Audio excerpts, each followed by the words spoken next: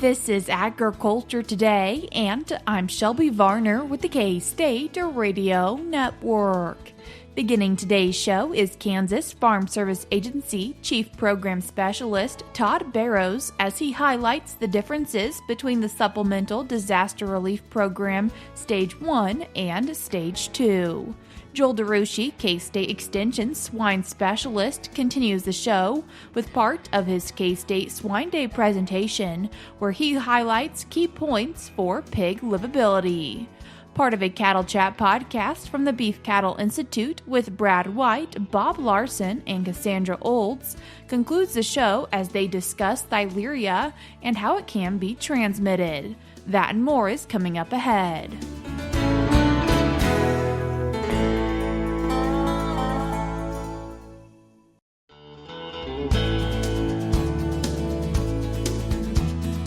You're tuned in to Agriculture Today, and we start our Wednesday show hearing from the Farm Service Agency. And today we're joined by Kansas FSA Chief Program Specialist Todd Barrows. Todd, thanks for joining us today.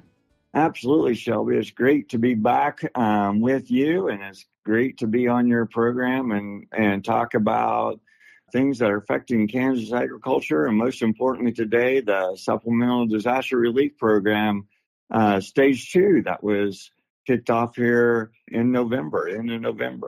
And what does this program deal with?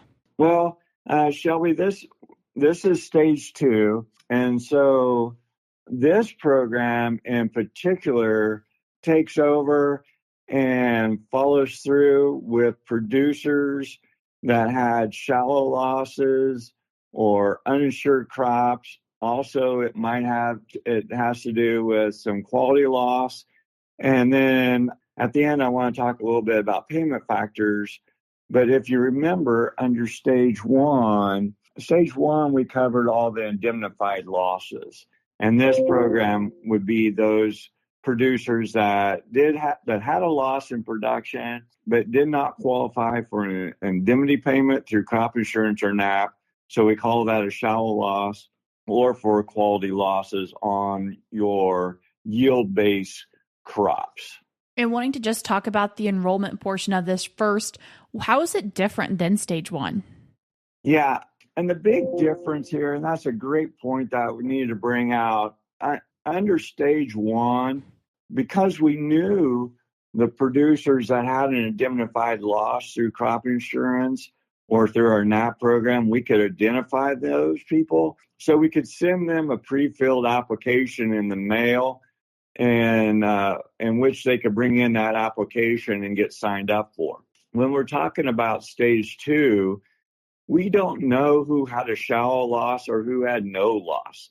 And I want to explain what we're talking about with a shallow loss. So shallow loss would be when a producer, we're talking about the loss in production. If you looked at their expected production, which would be their acres planted times their actual production history, or APH yield times their share, and then the guaranteed level. So if you fall into production level between your not up to your expected production, but higher than your crop insurance guaranteed level, then we call that a shallow loss or non-identified losses. So in these cases, if you did turn in your production records timely to your crop insurance or to FSA for the NAP crops, those production records will show up on your application, but it's up to you to determine whether or not you had that loss or not and would want to apply. It is only the producers who are uninsured that will have to provide actual production documentation to support their loss of crops. Like under Stage 1, producers must certify that they had a loss from an eligible weather event. And these are weather events that happened or would have occurred during calendar years of 2023 and 2024. So we're looking from January the 1st, 2023 through December 31st of 2024 for a weather event. And if you applied for a loss under Stage 1, Of course, those acres would not be available under the stage 2. We can't double dip between the two programs. But the most important thing that I want to reach out to the listeners today, if they get nothing else out of this interview with my comments today, I want them to realize that they can go to our website at www.fsa.usda.gov, and under Program or Resources, there'll be a link for the Supplemental Disaster Relief Program. And there's just a wealth of information on that regarding frequently asked questions, eligibility requirements, payment calculators for both yield loss and quality loss. Todd, you've mentioned uninsured and uninsurable, and has there been some confusion in what those two words mean? Yes, if the crop is uninsured, meaning the producer elected not to purchase crop insurance through RMA or NAP, those crops or acres are eligible. However, if the producer planted an uninsurable crop, whereas the crop insurance or NAP is not available, those acres are not eligible for SDRP 2. At the beginning, you also mentioned quality loss, and how does that play into SDRP 2? Quality loss is available under SDRP 2 for our yield-based crops, both for identified stage 1 recipients and also for our shallow loss recipients and uninsured recipients under stage 2. This would be a decrease in the value based on the discounts due to the physical condition of the crop, supported by applicable grading factors. Keep in mind, for most of our grain crops, such as wheat, corn, soybeans, grain, sorghum, etc., grading factors reduce the production, not the price, so that quality loss has already been accounted for. This is only for a reduction in price. For example, cotton comes to mind as a crop where each bale is priced based on quality factors. For feed crops, such as sorghum, cane forage, or alfalfa, we will look at the nutritional value supported by a documented forage test. Producers must have a grading test from an approved laboratory in order to qualify for a quality loss. You've also mentioned payment factors, and does that differ or is that the same when we look from stage 1 to stage 2? The payment factor is going to be the same for stage 1 and stage 2 initially, and that's going to stay at that 35% payment rate or payment factor rate. But once the April 30th sign-up deadline has passed for stage 1 and stage 2, then FSA will review the money or obligated, or the money that was obligated or the money spent for this program, and then a final payment factor will be determined with the potential of additional payment at that time for both stage 1 and stage 2 approved applications. So producers definitely want to stay in tune until early spring when we get past this sign-up enrollment period, and then there will potentially be an additional top-up payment, as you would speak of, for the SDRP programs, both stage 1 and stage 2. Todd, can you explain to us a little bit more about what that 35% payment factor is?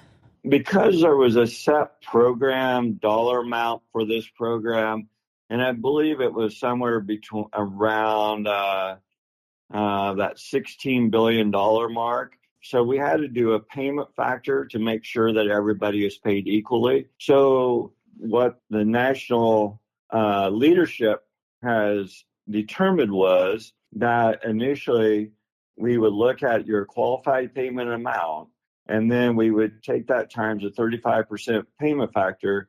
So making sure that everybody, regardless of when they signed up, would receive equal across the board payments based on your percent of loss at that 35% level.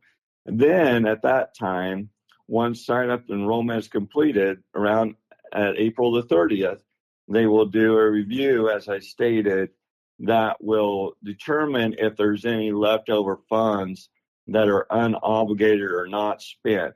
And then they will potentially increase that payment factor and give a top-up payment early summer at some point. Todd, can you remind us once again where people can always find out more information from the Farm Service Agency? Again, as I mentioned earlier, the most important thing, if they don't get anything else out of my comments today, Shelby, I just can't stress enough that producers need to be in a position to advocate for themselves. And they can do that by going to our www.fsa.usda.gov webpage and click on Program Resources. You'll find a page for the SDRP program. On there, there's a section for Stage 1. There's a section for Stage 2. There's also talks about quality losses and calculators in which they can run their own information production data through, and they will tell them whether or not they have a qualified loss and a potential payment. Todd, I appreciate you taking the time to join us today. Thank you very much, Shelby. It's always great to be with you and the listeners on your show. That was Kansas Farm Service Agency Chief Program Specialist Todd Barrows discussing the Supplemental Disaster Relief Program, particularly looking at Stage 2. Sometimes this program is also referred to as SDRP. If you are wanting to find out more information about the Supplemental Disaster Relief Program or other programs provided by the Kansas Farm Service Agency, you can do so by going online to Farmers.gov. Once again, as always, you can find more information about the Farm Service Agency at Farmers.gov. I will link it in today's show notes on agtoday.net. If you have more questions for the agency, you can also go into your local service center. If you don't know where one is that is closest to you, you can find that online also by going to Farmers.gov, clicking in the right-hand corner and finding your local service center. All of this will be linked in today's show notes on agtoday.net. We're cutting to a short break now, but stick around because we have more for you up ahead.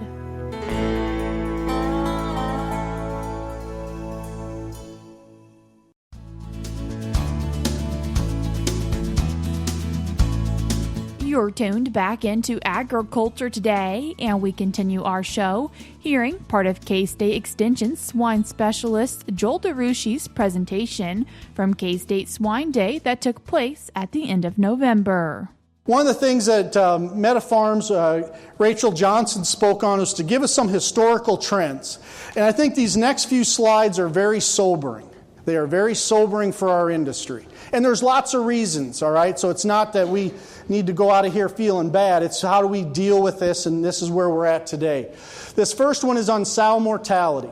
It's back to 2015, 16, 17. The average of that was just under 10%. If you take, again, 2015, 16, 17. If you take the averages of 22, 23, 24, that average is over 15.5. Okay?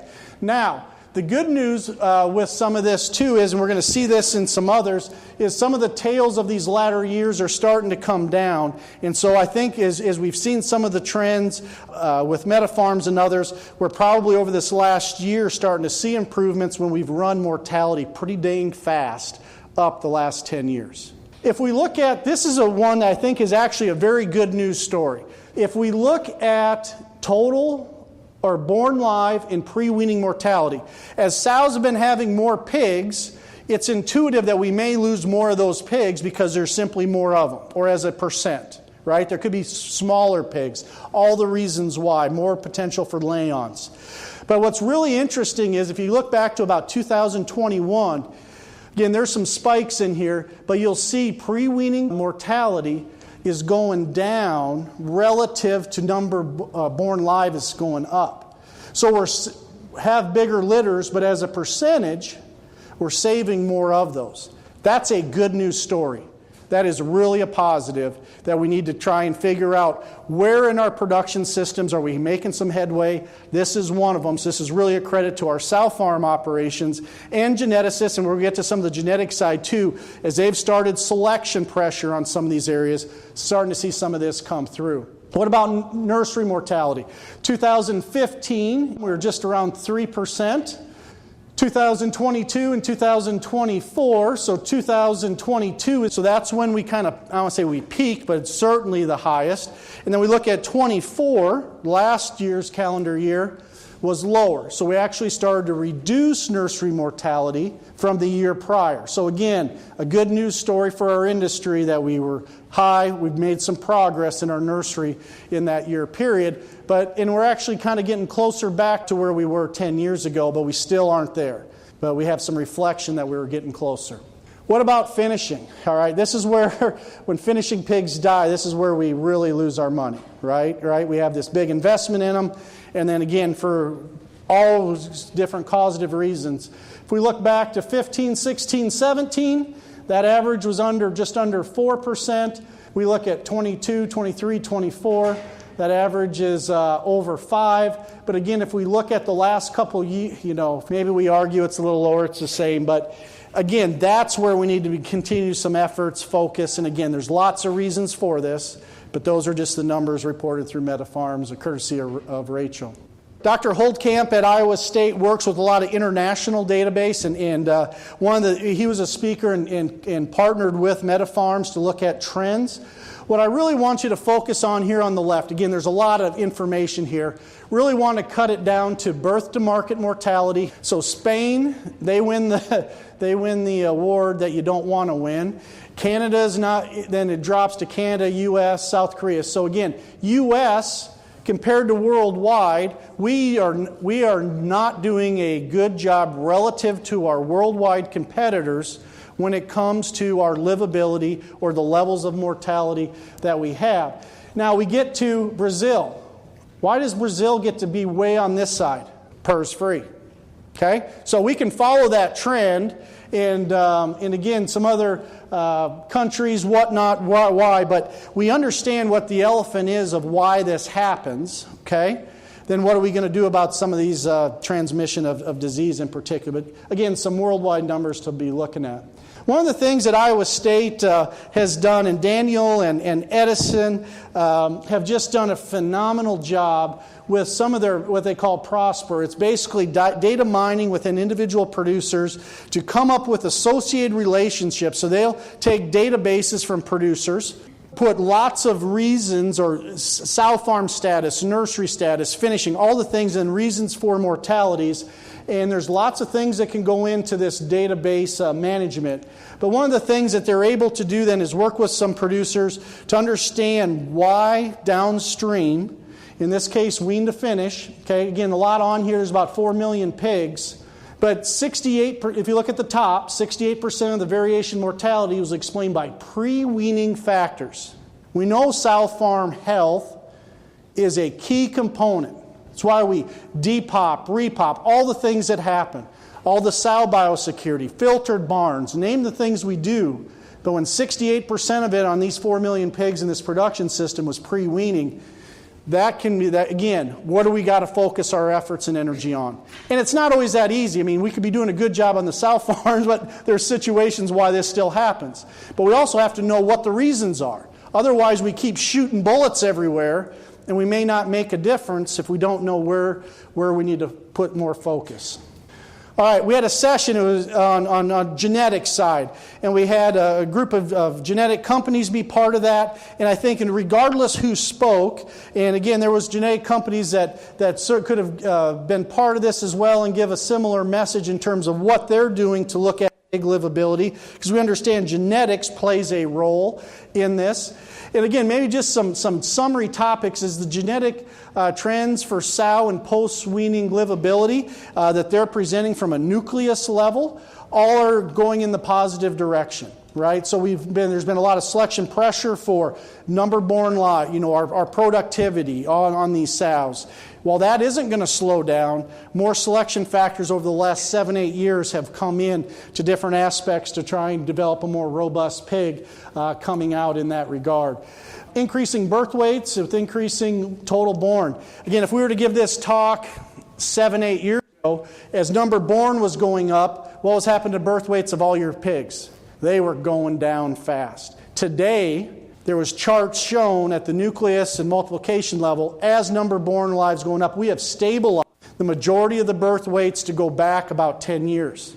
So we're getting bigger pigs at birth, and there's going to be limits to what we need to go to, because for anybody that has cattle, right, we have it pretty good in the swine. You know, we had so many pigs, a lot of them just squirt out. We have to sleeve sows to help pull some out, but we don't have a lot of dystocia, or pigs getting caught in. We're going to have to watch how big we get these pigs, and there is a middle ground to have a big enough pig that sow can easily still farrow during the night when there's not assistance around. One of the things that we had also is some discussion. Dr. Ashley DeDecker from Smithfield she gave a whole summary of information and they were very transparent of a lot of the research going on in their operation. And there's lots of things, especially around day one pig care. One of the things we talk about is if we keep doing the same things over and over, even though if we think they're the right thing, but we're not moving a needle. She talked about split suckle management. We've done studies with DNA. Like, I don't know how many more studies we got to do on split suckle. None of them have shown, or like one or two have shown tendencies. All the rest don't show anything. But again, what is important, again, you want to talk about drying pigs. You look at all the drying pig data, it would show we don't need to dry a single pig unless you have a lactation room that's drafty, cold, all those things. But if you have a good environment in your lactation room, data shows, and again, Dr. Ellis at Illinois, commercial data, most of it, again, some of you may have data that showed a benefit, at least published-wise. Drying pigs is not a good, or I shouldn't say, it's not moving the needle. Now, why do we still dry pigs? Sometimes it's that individual care. It's keeping somebody in the room. And there's things that we got to realize, just because some of these things aren't moving a needle, it still takes individual piglet care after birth. So getting the piglet to under the, on the mat, under the light, getting them to a teat to get some colostrum. So again, we just got to watch how extreme we go on these. It's still about the people and the care to help move a needle. Last thing, PRRS. So we did have a session on basically living with PRRS. We had a group of veterinarians, Pete Thomas, Tyler Ballman, Jeremy Pittman from 3 large different production systems, and they talked about how they manage through the best possible when they know they're going to have lots of flows, different situations to have PRRS. They talked about, especially on this wean-to-market biosecurity. Again, for those that are doing vaccination in different parts of the country where it's much more pig dense, they look at protocols. Again, training, sanitation, wash audits. Again, it's not fun to live with PRRS, okay? But a number of systems are in that situation with flows. There was some really good information shared there. Once again, that was K-State Extension swine specialist Joel DeRouchey. If you'd like to hear more of his presentation, you can do so by following the link in today's show notes on agtoday.net, or you can also go to ksuswine.org, select Swine Day, and then on the left-hand column, select Swine Day Presentations Archives. He is in the afternoon presentations. We're cutting to a short break now, but we'll be right back.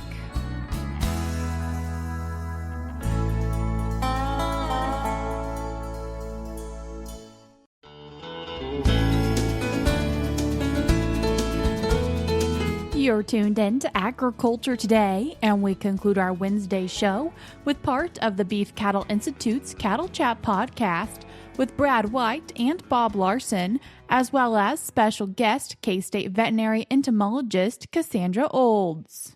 There's a topic that has come up several times, and there's been several veterinary practitioners and producers that we've discussed with Theileria.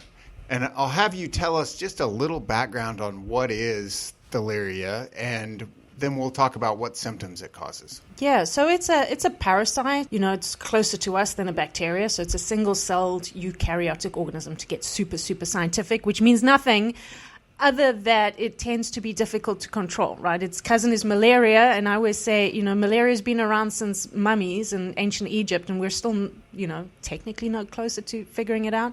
So notoriously, these parasites are difficult to control. It's transmitted by a tick, but it can also be transmitted by other ways. And I think for a long time we focused on this being a tick-borne pathogen, But there's other ways it can get around, and I think that it explains some of the things that we've been seeing, sort of transmission without a tick being present. And I think that producers really need to know this because, it has implications for how we move cattle in and out of our herd and what we do to really make sure that we're doing this properly. So what are some of the other ways besides tick? The tick is by far the most effective way. So what happens is when a tick feeds on an infected animal, it takes up those infected red blood cells, and it goes through a little journey through the tick, and it lands up in most people don't realize ticks have salivary glands, right? They have salivary glands, and there's a replication stage, and it sort of amplifies the number of parasites you have. It's amplifying in the tick spit. Yeah, it's spitting out more than it took in. Okay. Put it that way.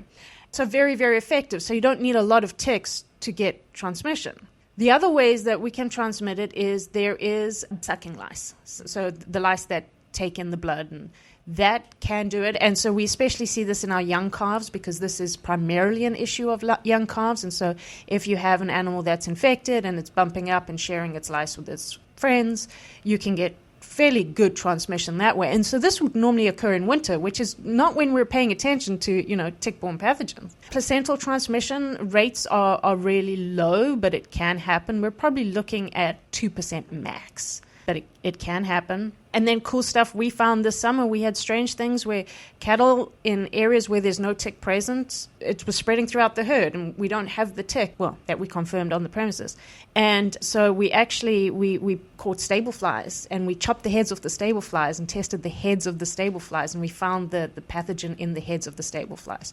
So, we're starting to think that, and then I spoke to Dr. John Curran out of Virginia, and he said too that they were also thinking flies are playing more of a role. So we've put in a proposal. Hopefully it gets funded to look this out. But I do think that if my gut tells me flies are doing a pretty good job of transmitting it.